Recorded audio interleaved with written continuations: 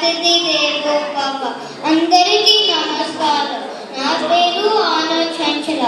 ఇప్పుడు నేను దాశరథి రాసిన పద్యం చెప్తాను.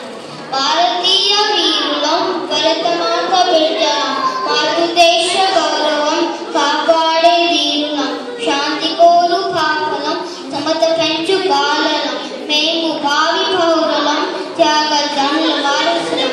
వేషభాషలేమైనా మతాచారం ఏదైనా మనం భారతీయులం, ఒకే తల్లి పిల్లలం. ప్రపంచాన మన దేశం ప్రతి వనరులు పెట్టుదాం, విజయం సాధించుదాం, జయ పతాకం ఎగురేద్దాం. భారతీయ వీరులం, భరతమాత బిడ్డలం. ఇప్పుడు నేను జ్ఞాపతి రాఘరావు గారి రాసిన పద్యం చెప్తాను. అంతా ఒకటే, అంతా ఒకటే, ఆంధ్రులమైన ఖండులమైన, ఉక్కులైన ఖండులైన, మరాఠీ అయినా గుజరాత్ అయినా, పంజాబ్ అయినా బాంగ్లా అయినా, అంతా ఒకటే, అంతా ఒకటే. వందనం అండి వందనం, వనక్కమమ్మ వనక్కం. నమస్కారం నమస్కారం, ఇస్లాం ఇస్లాం. భాషలు వేర్వేరైనా కానీ భావాలన్నీ ఒకటేనోయ్.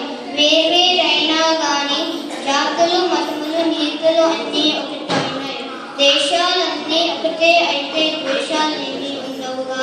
బాల ప్రపంచం భావి భావి భారత వారసులం.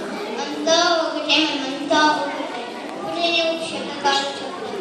తల్లి గంటి మీద దయలేని పుత్రుడు, పుట్టలేని వారి గుడ్డలేని, పుట్టలోని చదువు గిట్టవా విశ్వదాభిరామ తినడమేనా. బలవంతుడు నాకేమని కలువరిగా నిర్ణయించి పలకటమేనా. బలవంతమైన సరుకు చని చిన్న చిత్త చిక్కి రావదే శక్తి. అందరికీ